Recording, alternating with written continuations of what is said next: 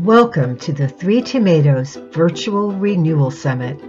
This is our fourth summit, but the first virtual one. The event is co-hosted by Ann Akers and Cheryl Benton. You'll be inspired, informed, and motivated by our fabulous lineup of speakers and panelists. Here's to thriving in midlife and beyond. But first, a word from our sponsor. Research says we only use 10% of our brain. Imagine what you could accomplish if you could use the other 90%. Current breakthroughs in neuroscience have discovered the missing piece. It's the mind-body connection, and it's the key to having a clear mind, sharper memory, and retaining vitality as you age. Paula Oleska has been working for 30 years helping individuals connect their brains to their bodies. Her clients love the results: sharper focus and improved memory, enhanced energy, vitality, and improved coordination, reclaimed freedom and joy, and so much more. The brain and the body are in a constant process of change and renewal. By tapping into these mechanisms, many problems associated with aging can be avoided or at least slowed down. Paula has organized several programs, including The Disorganized Brain and Brain-Based Fitness, and she's the author of the book Memory Moves: Practical Exercises You Can Do Every Day to Improve Your Memory. Paula can help you unleash your energy and turn back the aging process by harnessing the power of your brain to create a more meaningful, joyful, fulfilling, and productive life. Contact Paula Oleska today at naturalintelligencesystems.com.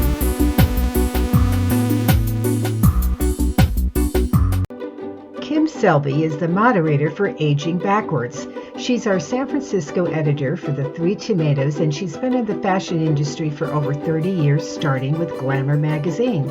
She was fashion director of Saks Fifth Avenue in Palo Alto, and she had her own fashion show production company for over 20 years. She is currently a speaker, writer, dancer, yogi, and health aficionado. I'm Kim Selby of the Three Tomatoes newsletter and co-host of the Three Tomatoes Happy Hour podcast.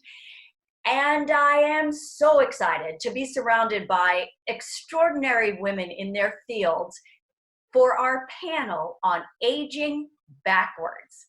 Now, I'm not saying I want to be 20 or 30 again, but who doesn't want to feel energetic and fabulous and muscular at every age? And that's what we're going to talk about today. There's no fountain of youth, but these ladies that you see have tricks and tips to help us reverse the aging process and age gracefully as well. And I am thrilled to introduce you to all of them. Oh, and might I add, no plastic surgery involved at all. Our first person I'm going to tell you about is Roberta Mittman. And Roberta is an alternative healthcare practitioner, a health and wellness coach, a speaker and author, a licensed acupuncturist, and a certified nutritional consultant. She founded the Park Avenue Center for Wellbeing and serves clients not only in New York City, where she is based, but all around the world. She helps clients attain a healthier, happier, more empowered life, and we love that. And she is also a revolution coach, so it's more than just, she helps women and men, I think, but in so many ways. And what she does is she creates the perfect special sauce. Her magic is a holistic blend of timeless Eastern principles and cutting-edge Western information. So thank you for being with us, Roberta. It's my pleasure. Thank you for the invitation. It's really wonderful to be here with all these wonderful women. Yeah, we are surrounded by experts, I will say. Mm-hmm.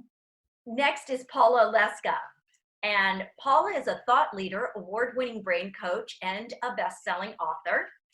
She is one of the pioneers of whole brain learning and business achievement, combining those two. And she's been speaking and teaching internationally for over 30 years. She's also on the faculty of the International Faculty of Brain Gym, the International Kinesiology College, and the New York Open Center. And her background is in specialized kinesiology, which studies the body-mind connection. And she has recently started a new initiative called Brain-Based Fitness for Youthful Aging. That's what we want to do.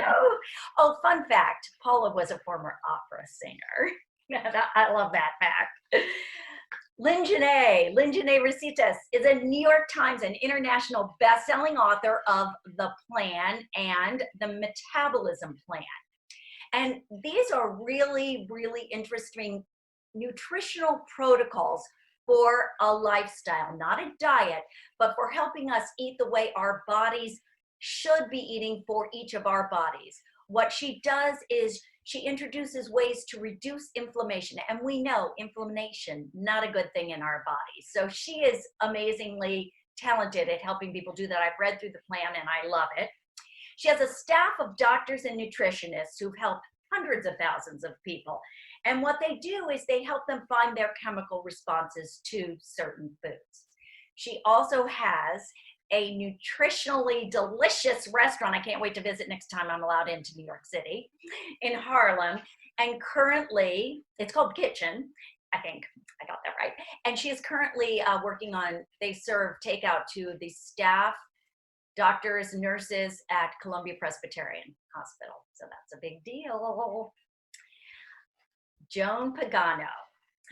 Joan is a health and fitness expert and has been in New York City training people since 1988. You may recognize her because she does a lot of online videos. She's written 7 books, including strength training exercises for women, which is great. She's a certified exercise physiologist by the American College of Sports Medicine and serves on the Ambassadors Leadership Council for the National Osteoporosis Foundation. You train one-on-one and through classes. And fun fact, Jacqueline Kennedy Onassis was a former client of hers. And I have done some of your online workouts. Looked at them, they're good. I'm feeling strong. I love that you say that aging gracefully takes muscle.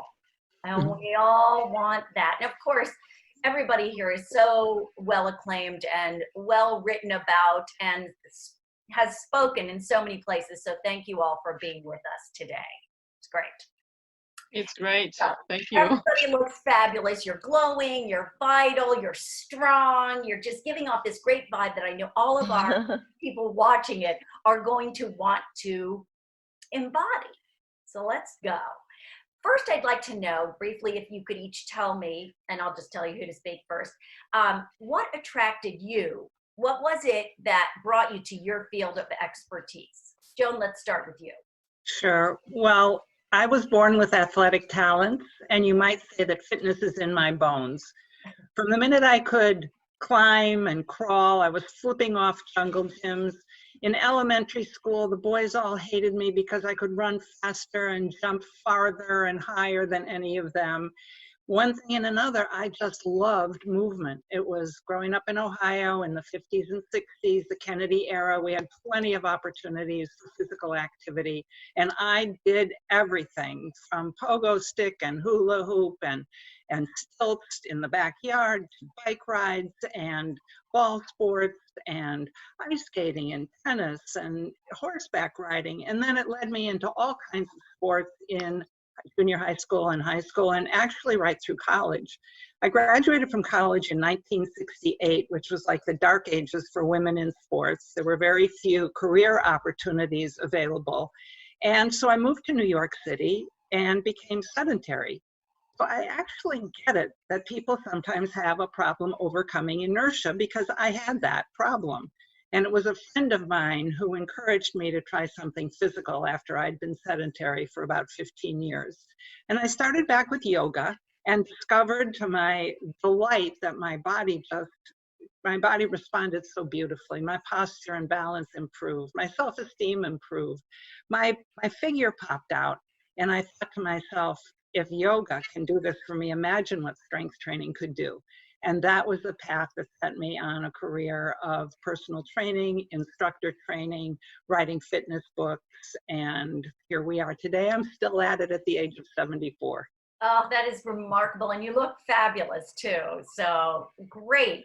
So interesting because I love the fact that you didn't just go straight into fitness. You had to take that time to be sedentary to revisit it and see how important it was to you. So thank you for sharing. Thank you. All right, let's move on to Roberta. Sure. So hello, everybody. I have an interesting story that starts off similar to Joan's because I like to say that holistic medicine and acupuncture was in my genes. And I think we both started pretty young. And the reason why I like to say that is because my father was an MD acupuncturist over 50 years ago.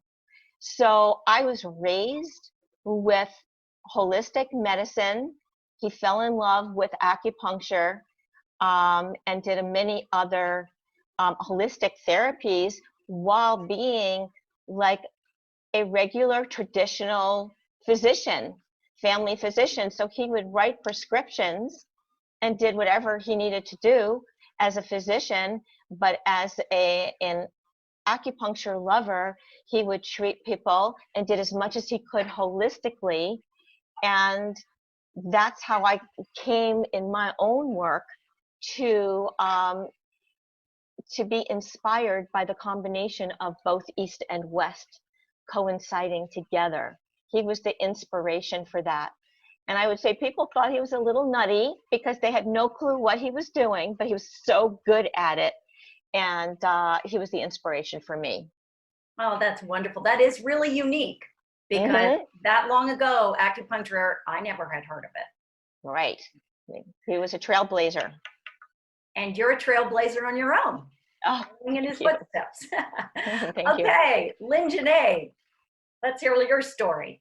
Well, hi everyone. I started off in the health field as well as the food field at the age of 14, so that was 41 years ago. I suffered from chronic migraines and seeing doctors did nothing to help me, so I decided at the age of 14 to become a vegetarian and to start practicing yoga and running. And somehow or another, word spread. At this point, I was in San Diego, and I started working in restaurants as a baker, health food restaurants and one African restaurant. And it's always been with me, this passion between nutrition and healing and food. And I definitely ascribe to the food is your medicine theory. It's amazing what just eating the right foods for your body can do to make you healthier and happier.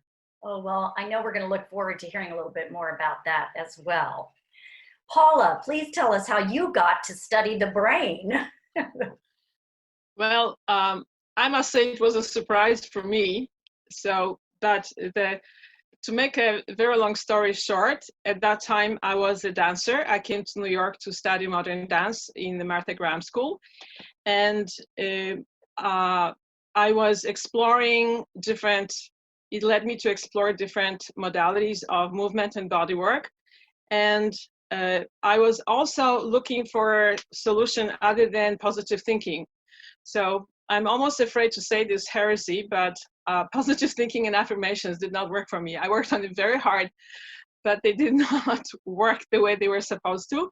So I was looking for other solutions, and I came across a modality which was really new at that time called brain gym.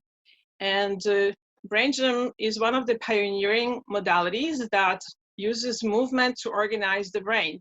So that was my introduction to the brain. And being a dancer at that time, I intuitively knew that movement had a lot more potential and a lot more importance than just dancing, even though dancing is very important and I'm a dancer at heart, which I'll tell you about later. But so it led me to, it was such a breakthrough just to learn what different parts of the brain did, especially at that time, we only looked at right and left brain, and that by itself was a complete discovery because just in case people don't fully understand that. Your right brain is in charge of feeling, and your left brain is in charge of thinking. And under stress, they don't work together. So your thinking goes one way and your feeling goes the other way, and they don't communicate. So you're pretty much stuck with your feelings because your thinking brain goes to sleep. So that explains so much. It was such a breakthrough, and that method offered such rapid solutions to so many problems. I started to explore how it was going to solve these different problems. And eventually, as I was aging, is it going to solve aging problems? And it did. Oh. So that's how it developed. Well, that's great. We're going to get back into that in a minute, too. So, is it ever too late to reverse the aging process, ladies? This is a big question. Is it too late if you're 40, 50, 60, 70 to reverse it? Or what can we do if there's any, well, I don't want to get too much into that, but what do you think? Is it too late? Joan, let us know. What do you think? It's never too late, never too late. And the earlier you start, the longer you benefit. There was a groundbreaking study done in 1990 at the Tufts Center for Human Development by William Evans. They took 10 volunteers, average age 94. There were 6 women and 4 men. They all had at least 2 chronic conditions: diabetes, osteoporosis, heart disease, etc. Most of them could not walk without an assistive device like a walker or a cane. Several of them could not get up from a seated position without using their arms. This is a very debilitated, older population that they were working with. Well, they took these folks and they put them in the same machines in the gym that you train a 25-year-old on. So they were on the leg extension and the leg press and whatever. And they trained them 3 times a week for 8 weeks on a program of gradual intensification, meaning they gradually increased the amount of weight. And at the end of the 8 weeks, their strength had improved 175%. Their balance and walking ability had improved 50%. A couple of them no longer relied on canes and walkers to move around. And they obviously benefited. So yes, it is never too late. And what they did find, however, is that when they stopped training, they regressed to their former level of frailty. So exercise works, but you've got to work it. That is really an interesting study. All right, everybody, I got to go now. I got to lift my weights. Roberta, what are your thoughts on it? Is it too late? I mean, can we start at any age? Are we going to be able to reverse it through acupuncture? Or? Well, it's interesting because in Chinese medicine, I guess you would probably want to say that age is really very well respected. And it's not something necessarily to wish away because it comes along with wisdom and experience. But keeping your body as in good shape and as probably as youthful as possible would be the goal. And that would come through balancing all of the different things that are represented here today, because it all is so interdependent. And they all work with each other and they communicate with each other. And if one thing is off, everything is off. So in other words, and I can illustrate this really quickly, but if you, the way that you're feeling, the way that you're thinking, the way that your symptoms that you have, all of these things are very interdependent. In Western medicine, if something is wrong, they'll look at a symptom and they'll treat that symptom, but what about the rest of your body? And in Chinese medicine, we're all about treating the whole person, and that's why it's holistic. And as an acupuncturist, I will learn how to balance all the different meridians, and the acupuncture points are your access to that. And there's a concept which I'll just go over very quickly, and it's all about aging backwards. It's about maintaining your qi, which is your life force. And the way that works is that you have a bank, let's just say, here, it's like a solid bank, and it's the qi that's inherited from your parents. And then you have another kind of acquired qi that comes from the food that you eat, the air that you breathe, and your lifestyle. It's like, I'm going to show this because it's like a wallet. with the money in your wallet is like what you can use to spend and you become depleted. Or if you're taking good care of yourself, you put the money back in your wallet and you add to it. But if you are depleted of your money and you are not sleeping, you're not eating according to like what your body needs, and you're just not living a good lifestyle and you're stressed all the time, which will age you, then you're going to have to borrow from the bank, and that is not renewable. So when that is out, so are you. Your life force is over. So it's really up to all of us to do whatever we can to keep your body and your chi, your life force, the energy. It's like to keep the candle burning so that you don't get burned out. That's great. I can see now, I know that all four of you, if we employ all the methods that all of you know, we will be a great human. A wonderfully Absolutely. non-aging. Lynn Janae, what are your thoughts on is it ever too late? How does nutrition, can we change our body through nutrition at any age? Absolutely. One of my favorite stories was a woman in her 80s who said, I've spent the last 40 years trying to lose these 40 pounds. But not only that, we were able, by reducing her inflammation, to get rid of her arthritis and her depression. So chronic low-grade inflammation is the basis for every single disease, obesity, and premature aging. And when we identify and remove whatever is causing inflammation for your body, whether it's not enough sleep, whether it's the healthy foods that can be causing inflammation, whether it's the over-exercise or the under-exercise, when we figure out the regimen that works for your body, you're your own best nutritionist, your best personal trainer, and you are feeling healthy and vital. Great. So good. Thank you. Paula, is it too late to change our brain? No, it's never too late. I've worked with people in their 20s and 30s, and I worked with people in their 80s, and they all improved. So instead of plastic surgery, we have neuroplasticity. And we can all use it. Neuroplasticity, which is a principle that was discovered relatively recently, maybe about 15 to 20 years ago maximum. You will not believe it, but up till about 20 or 15 years ago, the dogma in the neuroscience was that brains don't change, that you reach your peak when you're in your 20s and then you go downhill. That was very depressive.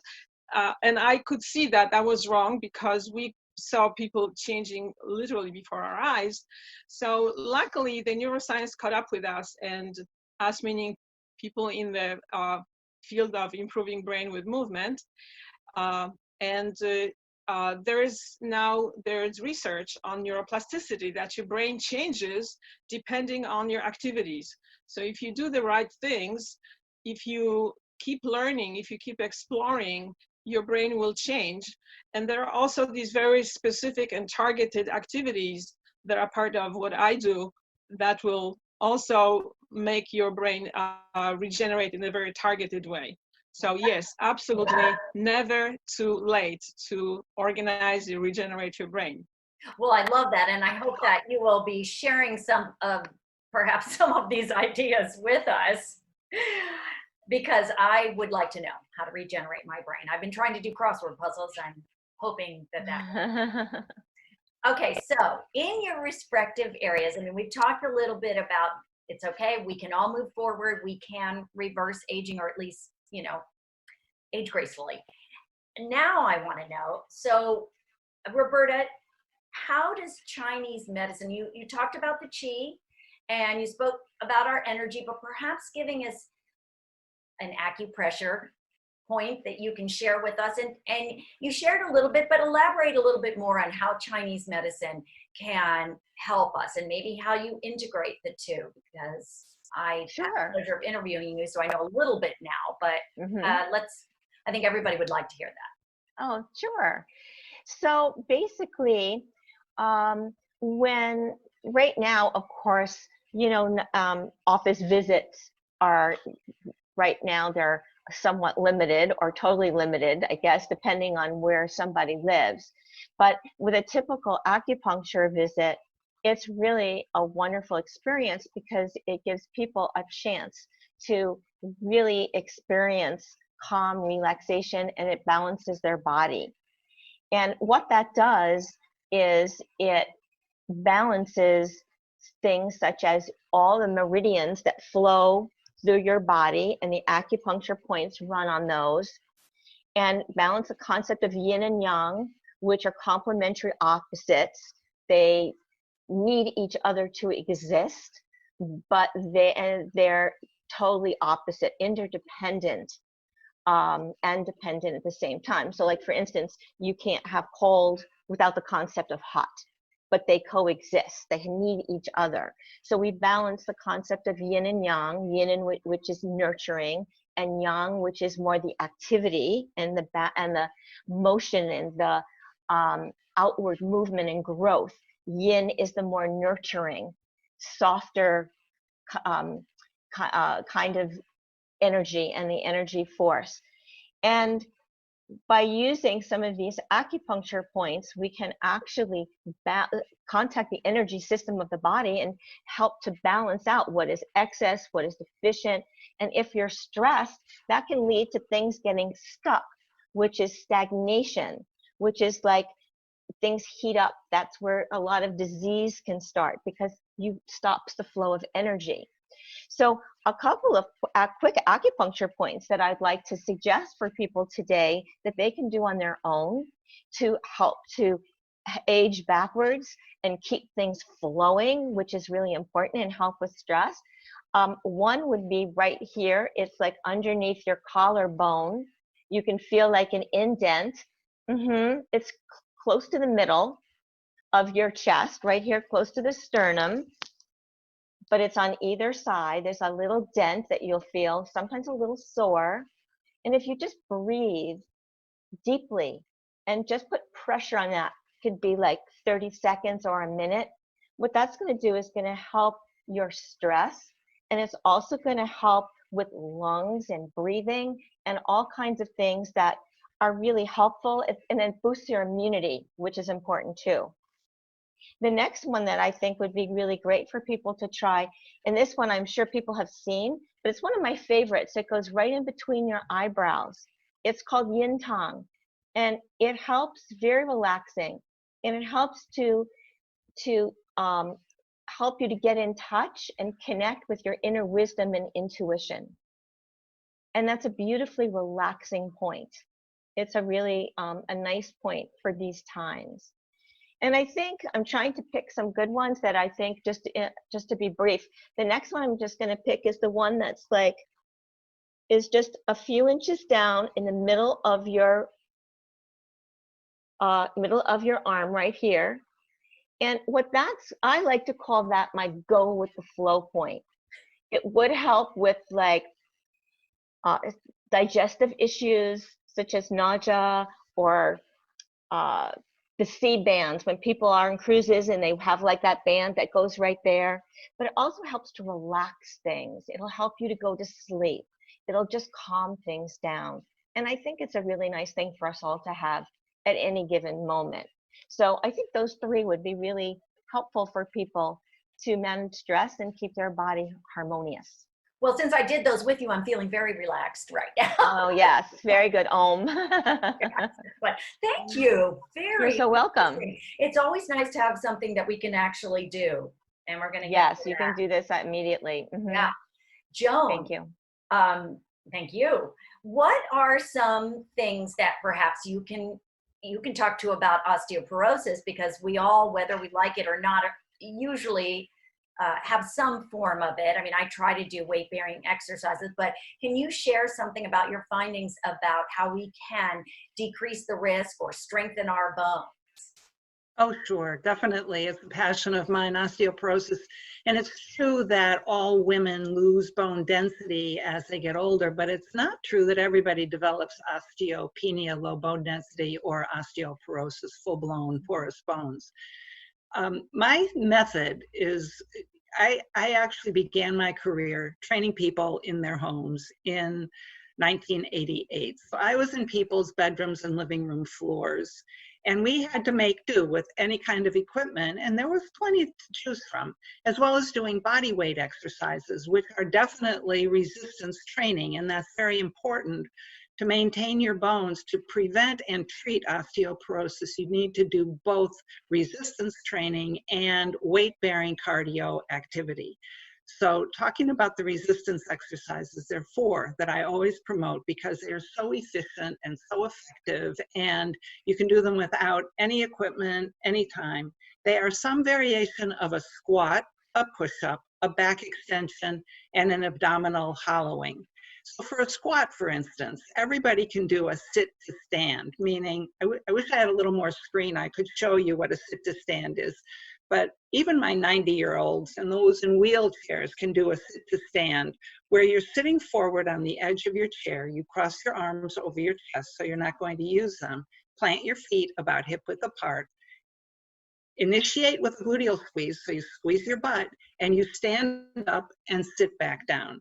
And that's the most basic type of squat, and it's a movement that we all need. If I were to give you one exercise for life, it would be a squat. And of course, from the sit to stand, you can progress to more advanced variations of doing squats. You train, a squat triggers the muscles in the glutes, in the butt, the muscles in the quads, in the front of the thigh, and the hamstrings. So you're getting a very efficient strength training benefit and bone stimulating benefit just from doing that one exercise.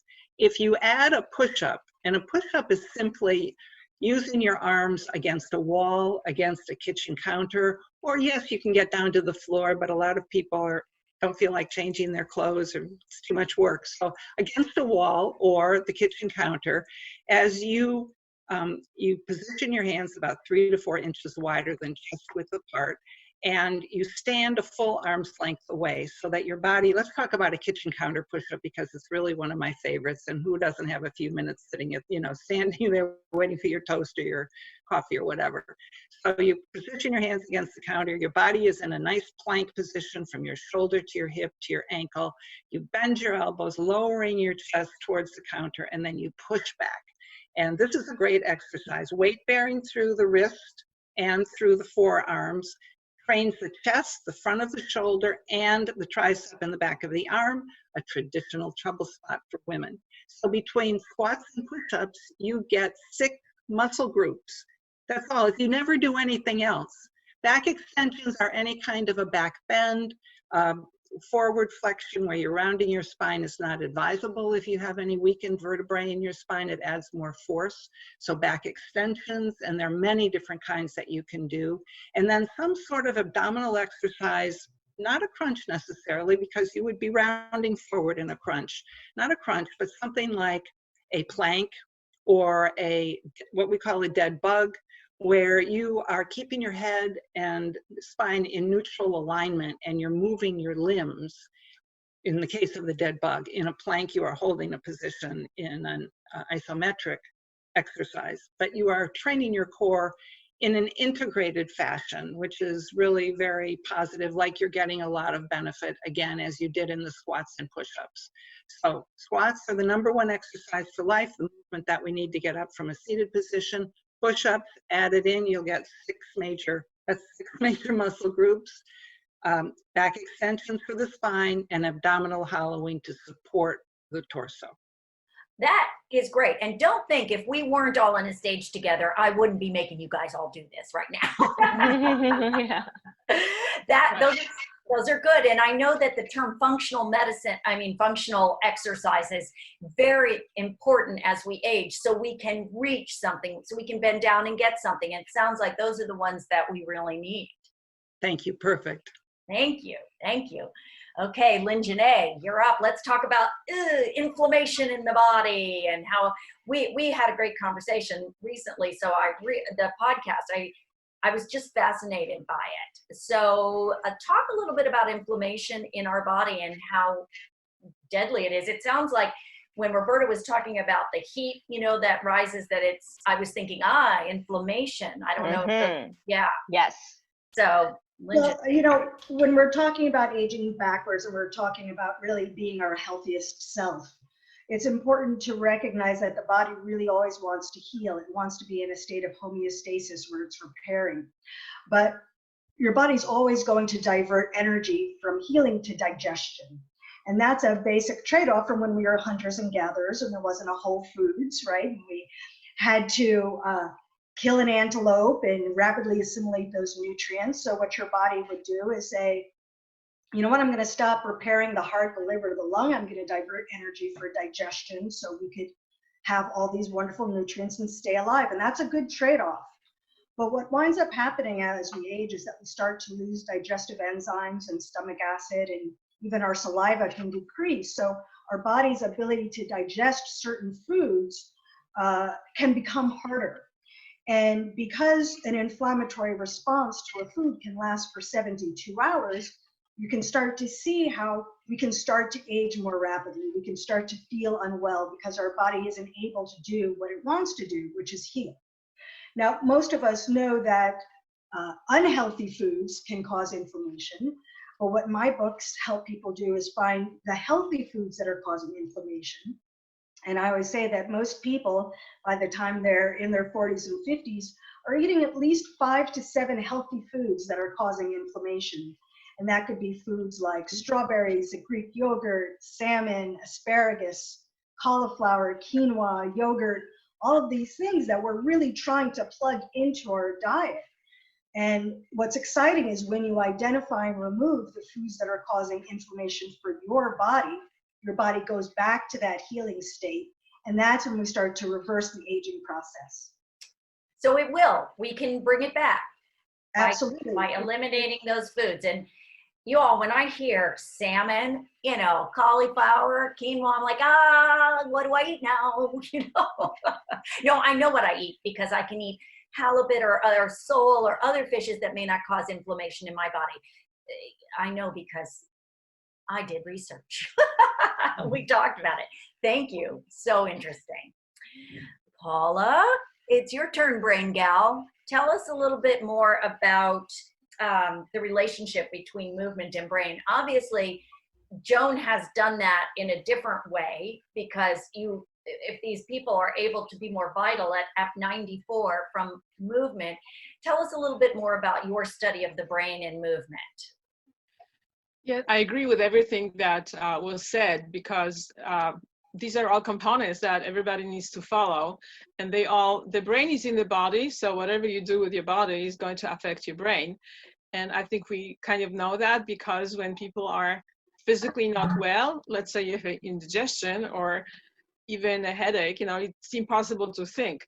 So we think that thinking is the most important function. So let's talk about that. It's not, and I'll get to that also, but so the brain is stimulated by our senses and by very specific circuits. So for instance, when people age, they often complain that they lose focus and memory. Well, there's a very simple exercise we can do that will increase your focus and memory. And we can do that right now. So it's an exercise that has to do with your ears. So let's very quickly check how far you can turn your head in each direction. So observe how far you can go. And then we are going to pull on ears. So grab a hold of the top of your ear. Both of them? Firmly pull towards the back of your head. And you can do both at the same time or one at a time. And you stretch it and turn it inside out. And you go from top to bottom. Sometimes it hurts, but hopefully it doesn't. And let's do that 3 times on one side. And then 3 times on the other side.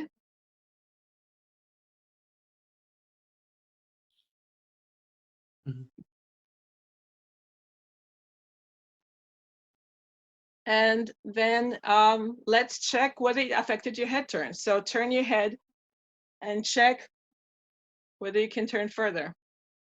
Can you turn further? A little. Yeah. Isn't that wonderful? So this exercise releases tension from your neck, but it also stimulates your inner ear.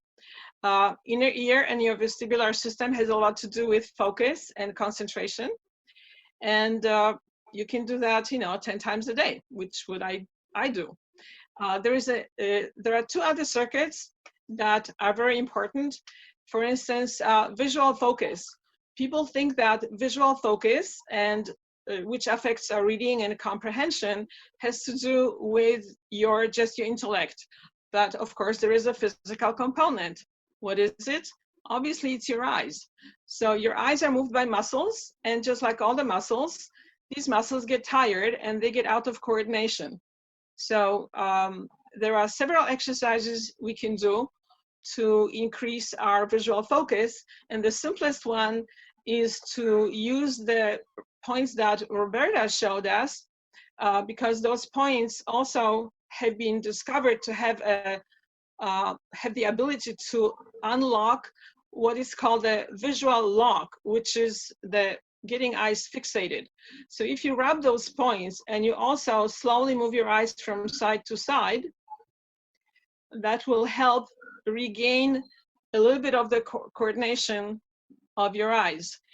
And you can very quickly check that. We can't do it right now, but our viewers can check that by doing some reading before and after. And I can guarantee you that you're going to be reading better after just doing maybe 5 of these eye movements. So there are very simple activities like that. One more thing I would like to mention is has to do with your hand dexterity. So when we are very little, in our very early childhood, we develop hand-eye coordination. Where as a baby, you learn how to look at something, touch it, and bring it to yourself, and also to put it down or to let go by opening your hand. When we age, many people lose their dexterity. So it's very important to keep your hands flexible. So massage your hands, stretch your fingers, make sure that you also, do some exercises for your hands, like what Joan was saying, the push-ups, which will put pressure on your hands and your forearms. That's a good exercise as well. And also adding like a little bit hand massage to that. So these are just 3 of these very simple things that will help people maintain their intellectual faculties as well as physical fitness. This is fascinating. Did I tell you we have an extraordinary panel of women? I am just like I'm absorbed in every single thing all of you in my Brady Bunch panel here have been saying. So great. Love it. So I do have one more thing that, and then we can talk about anything, but one thing that people will hopefully be watching this for decades. However, right now, the reason we are having a virtual summit, which everyone on the world knows, is because of this unusual virus that shall not be named. I choose not to give it life, has affected all of us. And Lynn Janae, I know you have been affected by this in a few ways, particularly where your restaurant is located. So let's address this elephant in the room, as it were. And I would just love to hear your thoughts on what we can do. I don't know, whether it's, I know we have to be less anxious and less stressed, but I would love any of you who want to address this, to address it and talk about ways that you could, if you have any more of those little exercises or things or anything, your thoughts on it. We might as well talk about it. It's going to be in the history books. So Roberta, what are your thoughts on this?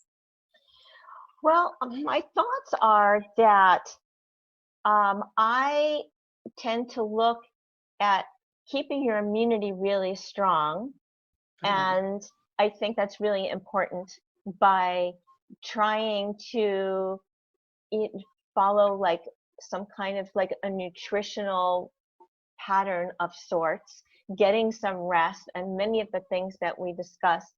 And I tend to go towards the emotional route for this. In Chinese medicine, all of the 5 elements, which are part of the makeup of Chinese medicine, there are 5, they all have their own emotions.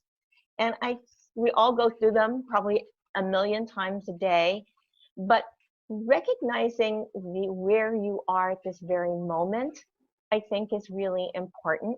And I think in understanding what you can do to try and stay like as balanced and compassionate and self-accepting, and understanding that this is all so new and there's so much fear and uncertainty, and keeping all of those, you know, understood that that's okay to feel that way, and also to try and, you know, just do the best you can. And honestly, it's not very Chinese medicine like, but I think keeping the emotions in mind and giving yourself acceptance and compassion right now is the most important thing. That's beautiful. That is beautiful. I mean, that's exactly what I think we all need to hear. And I really appreciate that, especially because I do get acupuncture on a regular basis, and I'm unable to go to my acupuncturist, and that always calms me down. So I love the few exercises you gave us. And I also strongly believe that giving ourselves permission to feel what we're feeling is going to go a long way towards healing us. And in Chinese medicine, the emotions are usually taken into account, so that if there's something out of balance, such as your digestive, that would imply that that's one segment and there's an emotional correspondence. And if it's stress and it's liver, that would be anger and irritability. And so that meridian would be affected. So that's why I wanted to say that it takes everything into account, the emotions and the different body processes and whatever goes on. It's really about the whole person. The holistic approach. Yes, exactly. So, Lynn Janae, I'd love to hear from you if there are specific foods that, I mean, I know we all react differently to foods given the plan, but are there specific foods that, or supplements, I know you're not a huge believer in supplements except if we need them, but are there specific foods that can boost our immune system at this time that you would find helpful, or is it just each person? Well, certainly the first 7 days of the plan, called the honeymoon period, is when we're rapidly reducing inflammation. And luckily, those are everyday foods that you're eating: almonds, kale, broccoli, chicken, goat cheese is low inflammatory, pumpkin seeds, sunflower seeds, rich sources of zinc and selenium, which are super important for your immune system.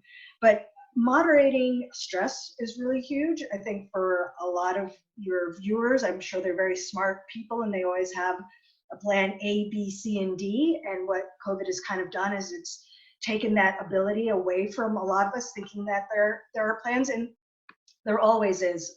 Two of my favorite supplements for stress, one is SAMe. It's been used and studied for over 70 years, and it helps to boost serotonin or dopamine, whichever neurotransmitter you're weaker in. And so that's sort of your happy hormones. So it doesn't change the stress in your life, but it does change your response to it. And whenever we can shunt cortisol production, we're happier, we're able to function a lot better. And then lemon balm is another favorite herb of mine. If you have a sunny windowsill or if a garden, you can grow it. It's in the mint family, so it grows like a weed, and it really helps to reduce anxiety as well as promote a deep sleep.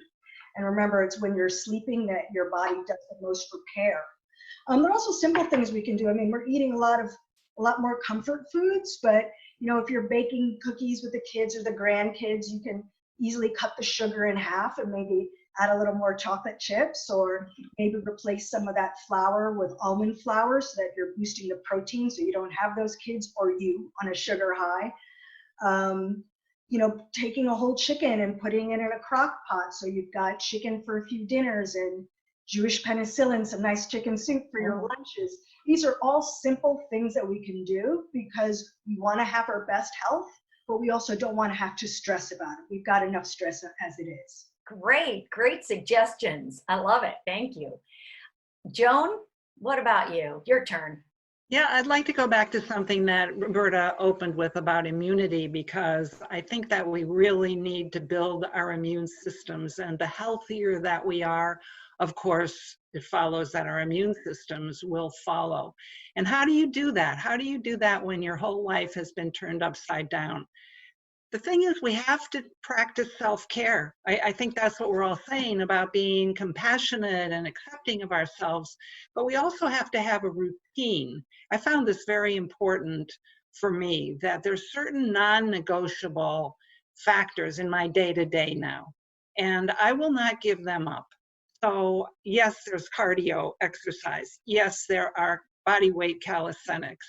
There is brushing my teeth for a prescribed period of time.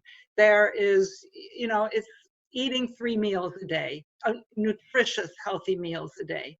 There's certain things that you just can't give up. They're non-negotiable. They have to be. So you have to develop a routine of a day-to-day routine of self-care, practicing these things. And after this panel, I can't wait to add acupuncture and inflammation reducing menus and some brain gym into my own life. Yeah, I agree with you. I have actually made it a point to walk every single day. And I mean, I used to walk and hike for, exercise, but not every day, but I have made it a point. And it is so important to have something upon which you can focus that you actually enjoy too. I mean, it helps if you enjoy it, because brushing your teeth, yeah, whatever. But what might make that better is squatting while we're brushing our teeth. Right, multitasking. Standing on one leg for balance. That's a favorite one. Yeah. Paula, how about you? And what are you doing or suggesting that people do to combat this strange time in which we find ourselves? All right, a few things. So I want to also piggyback on what Roberta was saying, because I developed a way of working with emotions that is based on 5 elements that immediately dissolves stress. But since it takes a little bit longer to explain, then we can have time here. I want to show you one very, very simple technique that also immediately reduces stress, no matter what the type of emotion is. So there are points on the forehead that are that regulate blood circulation to different parts of the brain and also different parts of the body. And if you just hold them very lightly, like that, even for a minute, and especially if it's an intense issue, if you do it longer, that will immediately and automatically reduce stress. I teach that in my workshops, even in my online presentations, and I usually do it for a minute just for demonstration. And even with that, many people report that their stress decreases by 20 to 50%. Another activity, and I had an amazing experience because I was teaching a class a few days ago, and I just taught 3 techniques. This was one of them. Second one was, instead of doing crossword puzzles, you can do crossover exercise. So touching a hand to the opposite knee. I can't show the bottom part, but I think everybody understands what that means. So this is a crossover exercise that automatically stimulates connection between right and left brain. And the third thing I did was stimulating something which is called proprioception, which I think John will agree, it's a very important part of our not only physical process, but also, as very few people really know, that your brain also, one of the things that the brain gets feedback from is your muscles. So when it can't locate your muscles because you've been inactive, some of your brain power goes to looking like, where are my muscles? Are they still there? So you can't really think very, very well. So heavy pressure, stimulating your body through heavy pressure, just for, again, I did that in a demonstration and everybody did that for about a minute.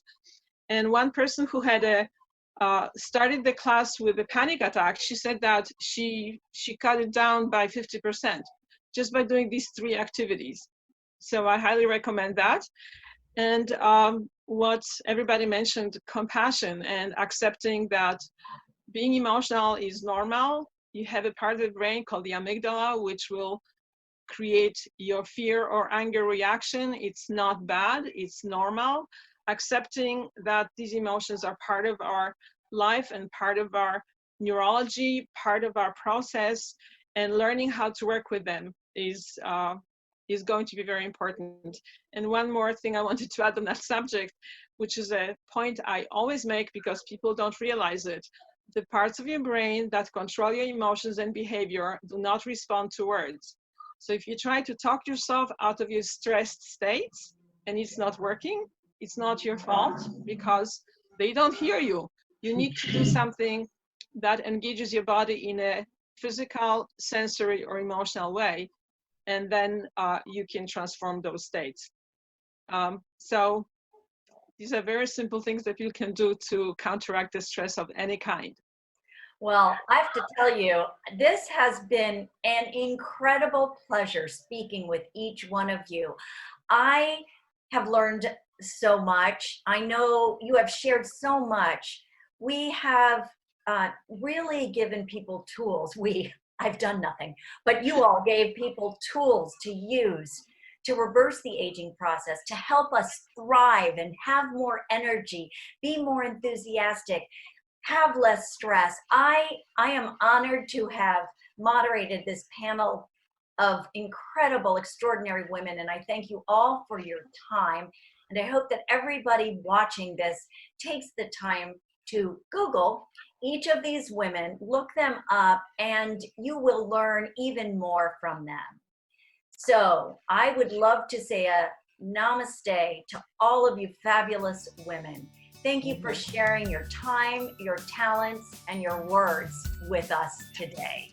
Have a wonderful day.